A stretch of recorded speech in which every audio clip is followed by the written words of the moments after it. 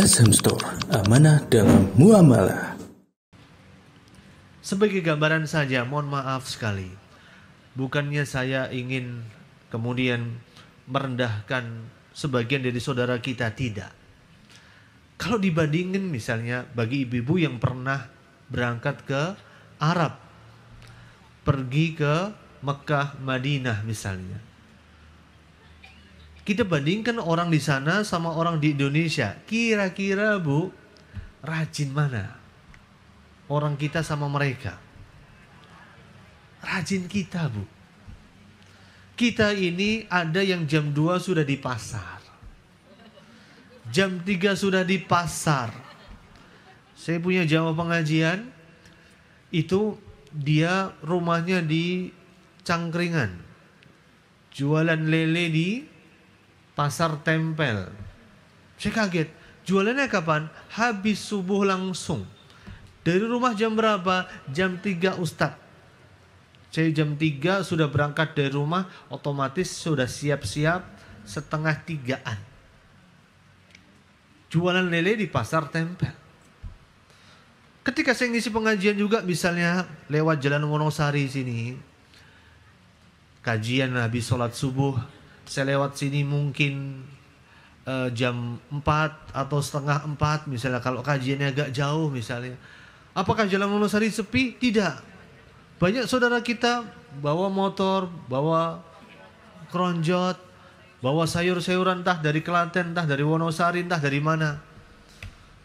Kita itu subhanallah, kita rajin-rajin luar biasa. Beda non sewu dengan orang Arab kalau kita bandingkan. Buka toko seenaknya sendiri. Apalagi kalau bulan puasa, apalagi kalau musim panas. Buka tokonya habis duhur, buka tokonya habis asar.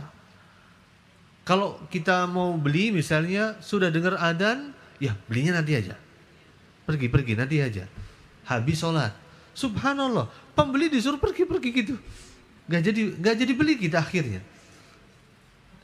Nah, kita sebenarnya kurang apa kira-kira? Rajin, kita lebih rajin. Semangat, kita lebih semangat. Gasik, kita lebih gasik. Tapi ternyata yang namanya pemberian dari Allah Subhanahu wa Ta'ala itu diberikan kepada hamba-hambanya yang dipilih.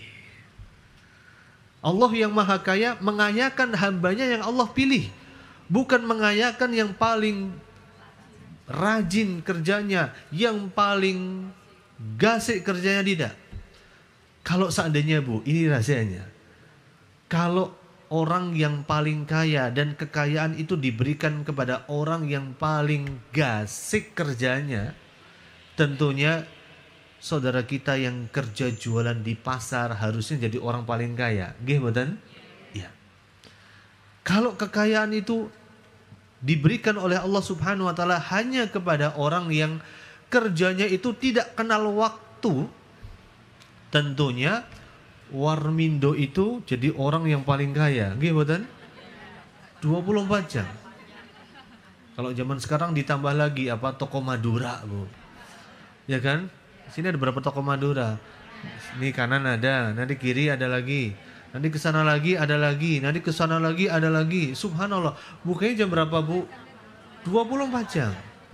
Saya kalau berangkat pengajian tempat agak jauh, berangkat setengah 4, jam 4 gitu. Mereka subhanallah buka, ada yang beli, ada.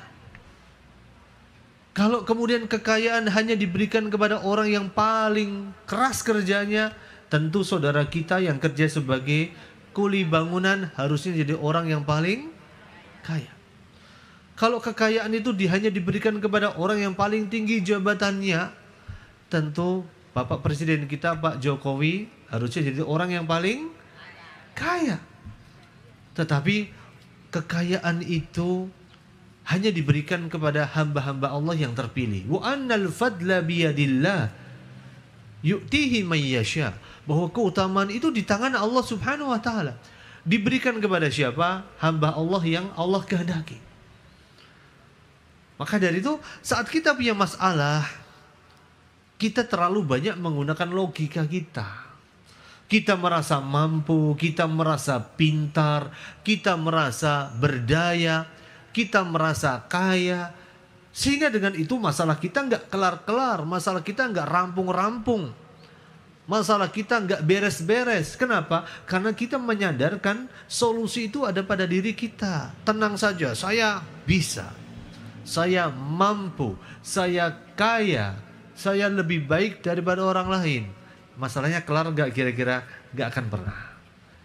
Tapi saat kita mendekatkan diri kita kepada Allah Subhanahu wa taala dengan cara banyakin istighfar.